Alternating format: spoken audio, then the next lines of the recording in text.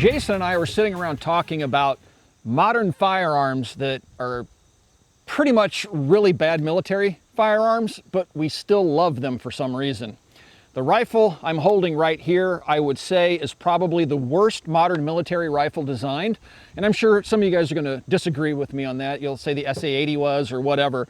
But I'm going to make the case for why I think the FS2000, the F2000, is probably the worst military rifle ever fielded in modern history. And I'm talking about the exact version of it that I have here with its little goofy Crossman quality airsoft BB gun scope that's underneath this plastic housing. We'll show you that here in a few minutes. Now the gun conceptually is kind of cool. I mean, it was debuted in 2001. It's used by a handful of countries. I was in Slovenia, their military uses them, and I feel sorry for my Slovenian brothers for having to be stuck with this thing. But it is reliable. There's plenty of tests out there showing its reliability. I did reliability tests in the past where I filled the chute full of spent cases, closed the dust cover, and fired it at upward angle, and it shot them all out. It's not the reliability. This rifle, as configured with its military optic, is horrible. And we'll go into the reasons why. But despite that, I love the FS2000 because of its just awkwardness. So let's start off shooting this gun with its little 1.5 power optic that's built into this particular model, which was only sold on the US market for a very short time because of its unpopularity. Then we'll show you the more popular version of it, which was the tactical that had a 1913 rail on top and was more configurable and definitely a better rifle than this, but still has the same quirks. This thing is almost impossible to perfectly zero, and I'll explain why in the video. All right. Let's see what we can do here at 100 yards. I think we had it zeroed the other day when we were shooting it, and now it's back off shooting to the left.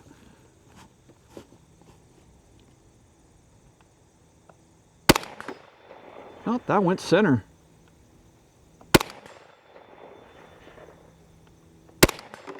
Ow! And it pulls facial hair right there on the trapdoor. I just lost a little bit of a mustache hair there.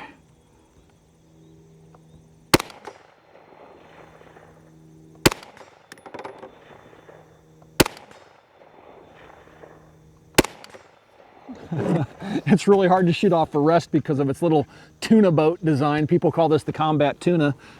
I think you can figure out why.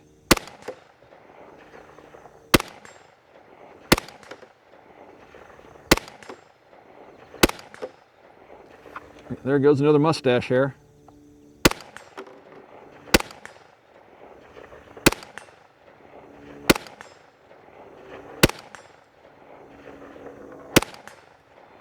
You know what? I'm almost afraid to take the top cover off to show you the scope because it's actually back to being zeroed again. I know when I take this top cover off, I'm going to screw the scope up. But we're going to do it for the sake of video. Let's talk more about the FS2000 and why I think it's one of the worst modern military rifles in existence, but why it's such a fun gun to shoot.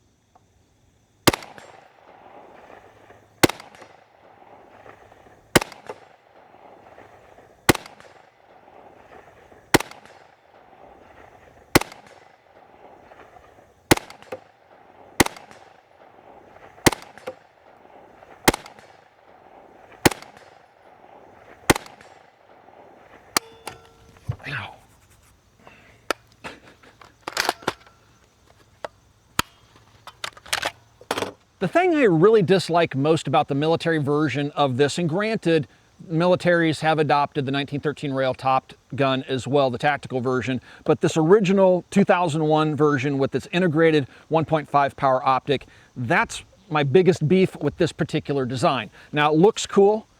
It definitely looks like a Halo rifle, but looks can be deceiving because when you take this top cover off, this is how you have to zero the gun.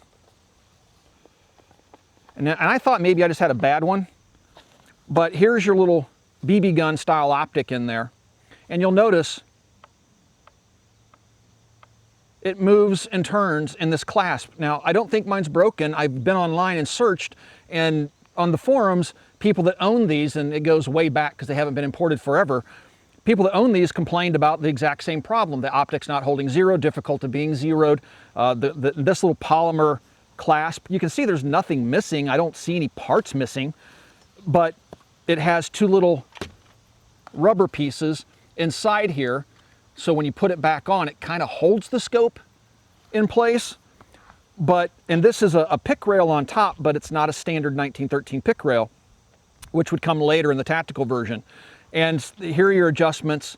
It uses a flathead screwdriver. There's no clicks that I could feel. And every time you go out and shoot it, it seems like the zero shifts slightly. So shooting it at extended ranges, at least this version, makes it very difficult. Now, the possibility exists that this may be a broken optic, but like I said, based upon everything I've read from people that own them, it's common to have problems with this particular optic and setup and not be able to maintain zero, or to have that zero wander every once in a while. So that's one of the biggest things that I don't like about the gun. Now, the other thing that came out as these guns were starting to hit the US market was this polymer charging handle. You'll notice I did the HK slap when I locked it, or I sent the bolt home. You pull it back and rotate it up, it locks it. If you do the HK slap and let that go forward, these polymer charging handles are breaking off. And so the third-party market sprung up to make aluminum charging handles for the gun. It was just not well made. One of the things that makes the gun unique, and I don't really have a problem with this, it's just interesting how it's achieved, is the gun ejects out the front through this port here. It has a little port cover, and I have a full breakdown video about the FS2000, which I'll do a little card up there where you guys can go watch some of my previous videos about these rifles. I don't want to get into the details of it that much, but the forward ejection was a problem they were trying to solve, of trying to address left-handed shooters. So this rifle doesn't have an ejection port back here like most other bullpups do. It throws all of its spent cases forward. But to achieve that, it has very limited access to the chamber area of the gun. This is about the most you have in the field. To field strip it, you have to pull the butt plate off, pull the trigger pack out the rear. So if you get a malfunction, clearing it can be difficult simply because you have very limited access. If you take a look at the X95, the Tavor, the Steyr AUG, and other guns like that, they're true military service rifles, they have standard bolt configurations where you can strip the magazine out, run the bolt a couple times, reinsert the magazine, and go back. And this rifle, because it's a sealed system, doesn't have that luxury. And it is truly a sealed system. They're trying to keep out as much gunk as they possibly can, including another reason I think this rifle was goofy is inside the magazine well, you'll see these little dots here. These dots are polymer welds that are holding little rubber skirts inside the magazine well. So it will only work with USGI magazines, and those wipes seal against the magazine. So when you put the magazine in, it makes a tight seal so debris can't ingress into the innards of the rifle. The problem is if you're using something like a PMag or whatever, it's not going to work in the gun unless you rip these little wipes out of it. So it's just an awkward design. The grip angle is extremely awkward. When you're shooting it from the bench, you'll find that it fatigues your trigger finger quite a bit. The selector lever's in a logical spot. The gun is pretty much all polymer, except for the metal components are required to be metal because you're firing, you know, a 5.56 cartridge. The barrel's metal, the bolt is metal, things like that. But certain parts, like the case riser and stuff like that, are just plastic. Lots and lots of plastic throughout, which makes for a very light rifle. The ergonomics are just awkward with the gun. As a military service rifle, I just can't see this being very popular. I don't know why any nation would have adopted it. Very few did. Belgium did for some special operations. Slovenia adopted it. I think Croatia and a few other countries use it in limited capacities. I think even Pakistan bought a few, but it just wasn't very popular. Why? Because it's kind of a half-baked idea, in my opinion. There's better bullpup designs that are out there. The Steyr AUG, which was designed in the 1970s, is a better bullpup design than this rifle, in my opinion. Today we're shooting some 55 grain 223 ammunition from Federal. We'd like to thank our friends over at Federal for keeping us in ammunition. It's one of our highest recurring costs here, so their support by giving us ammunition to bring you videos is greatly appreciated. We still have to go out and buy some oddball calibers, military calibers, but the 5.56, 223, 308, 9mm 45, they keep us well stocked, and we'd like to thank them for their ongoing support of us here at the channel.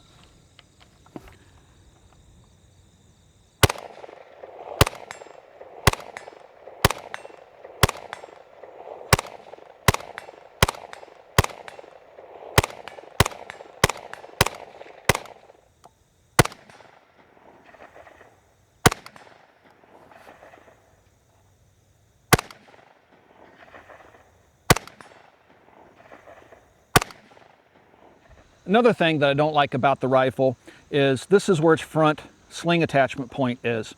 It's a polymer piece, it's fairly durable, but look at my sling. You'll notice it's flame cut, it's carbon covered, because this is where your adjustable gas regulator is, and if you're a right-handed shooter, this is where your sling normally lays, right in the path of that venting gas from its gas piston. So eventually it's going to cut through the sling. Very poorly thought out, in my opinion. Just another one of the little things about this rifle that makes it awkward and not a very good military service rifle. On top of the rifle, we have non-adjustable fixed sights, backup sights. I'm curious if they'll actually hit anything in 100 yards.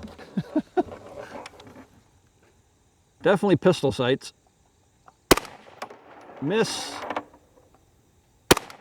Miss. Miss. Aim a little right. Aim a little left. Well, out of 5 rounds, which is all I loaded, didn't score a single hit at 100 yards with the iron sights. Worthless. This is the FS2000 you'll most commonly encounter on the US market, and it's definitely better than the military version I showed you at the opening of the video. Gone is the Crosman airgun scope, and now you can put any type of optic you want on there. Keep in mind, I've owned this gun for a very long time, and the equipment that's on here is reflective of that. This is one of the old recalled EOTechs. Matter of fact, when I took this thing out of the safe, I had to open it up and clean out the corroded batteries out of here because it sat for so long in the safe. But it's still zeroed. We cleaned it out with alcohol and did all that stuff and got the optic up and running again. But you'll notice it has the pick rail. It has integrated iron sights. Here you have a sight on the front of the pick rail, flip up sight here in the rear. And what I was talking about with the gas system and the sling swivel being right over it, now you have an eyelet here, and you can use a different type of a sling versus a strap sling directly connecting over the gas port. So, you know, this model was improved mostly because you could put whatever optic you want on it, because most Americans didn't want that cheesy BB gun sight on their rifle. I like the way the gun looks, but this is the far more practical of the two. Now you also notice it has a really bad sling on it. This is representative of what you would find in the early 2000s. This one's a ERT, an urban ERT sling, and you can notice how it wraps around the rifle. So you can, you know, it's up to a 3-point sling. They do have integrated strap sling mounts molded into the polymer, which is how I had the other sling set up on the other rifle. But, you know, this definitely is the better of the two. You'll also notice that I've put a pick rail down here. This is an FN product, and I think other companies made products so you get rid of that pregnant guppy looking hand guard, and now you can put pick rails all around the bottom, which gives you, whoops, I accidentally just dropped the bolt there, gives you a vertical grip, and, you know, the rifle's just more ergonomic and more shootable, and, you know, you can be configured more in a more usable fashion than the other rifle. So let's do a little bit of shooting with this. I'm surprised this old EOTech was still working. I didn't think we were going to get it working. Do some shooting here at 100 yards.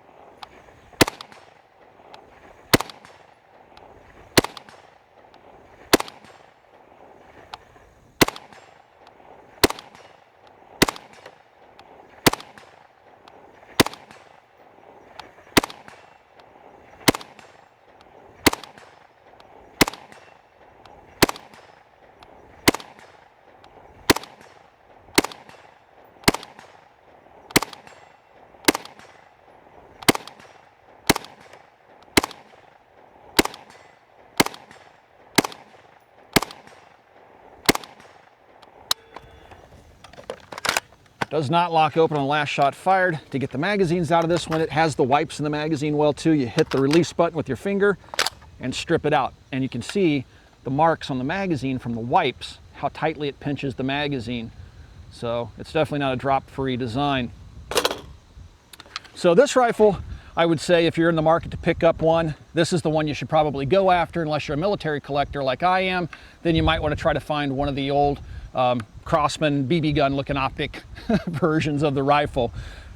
Now, I said it's the worst modern military rifle. I know that's going to ruffle a lot of feathers. A lot of guys out there like these, and I do like this gun. That's the other caveat to this video. the worst modern military rifle out there that I love, and I love the FS2000. It's fun to shoot. It's a completely different design, nothing else like it on the market, although Kel-Tec did come out with their forward ejecting 308 bullpup, but this thing was really innovative in 2001 as far as military service rifles go. You know, they were trying to feed that audience. At the time, the French were using bullpups, the Brits are using bullpups, and the Australians are using bullpups, and the Austrians in different countries were using bullpups for military rifles, and they thought they could tap into that and get some of those sales. But as time has gone on, we've seen those same militaries transition away from bullpups and start going back towards more conventional rifle systems. So, you know, it was just an unfortunate design that came at the wrong time. And honestly, I think, as I've said before, there are better bullpup designs out there. The Tavor X95, the Steyr AUG, you know, the SA80, most people would say is garbage. I can't own one here in the United States, so maybe it would take that title over this rifle if I could actually get my hands on one. And the FAMAS, I would give an organ for one of those, but I think the last one I saw auction off on Gunbroker was like $30,000, so I'll never own one of those. So this is it. This is the worst modern military service rifle that I absolutely love shooting. Like I said earlier in the video, I know people are going to give me a hard time for making the statements I have about the FS2000 being the worst modern military rifle. And it's just an opinion, guys. We were talking about it. We thought it warranted a video because it was kind of a fun discussion. But even though I think the thing is really bad as an infantry rifle, I wouldn't want to be issued one of these things. It's a really fun rifle to shoot. And even in this configuration, it's interesting. The only thing, unfortunately, is that optic isn't the best. So, like I said, if you're wanting to pick one of these up and you do want to shoot it and you want a bit of a collectible, maybe take a look at the tactical model that has the pick rail on top. If you're like me, you're a military collector and you want to pick one of these up, I don't even know what they go for, guys. I've had these things for years and years, so I don't even know what these things go for now, but I'm sure they're probably commanding a pretty penny because they haven't been imported for quite some time. And if I'm not mistaken, they're no longer in production in Belgium, but I know countries that adopted them like Slovenia, I know they're manufacturing their own spare parts and stuff like that to keep their militaries working with the FS, or as they use them, the F2000 rifles, which are select fire. So anyway, I hope you guys enjoyed the video. If you'd like to see more videos like this, comment down below. We do read the comments. Also, if you'd like to support us, the best way to do that is to swing by and become a Patreon supporter. There's a link down below. You allow us to continue to bring videos like this to you guys, and also to give you unbiased information as humanly possible. That's because we don't take any money from FN or anybody else in the gun manufacturing realm. We're viewer supported. Also, please swing by and check us out at Copper Custom. And last but not least, we are Twitch gamers. If you're a Patreon supporter, shoot us a note. Let us know what your Patreon handle is and your PSN network handle name is. We play on the PSN network. And we'll add you as a friend, and you can join us on a live stream on Twitch. There's a Twitch link down below as well. Guys, thanks for 11 years of support. And don't be too hard on us for beating up on the tuna fish. We'll talk to you soon.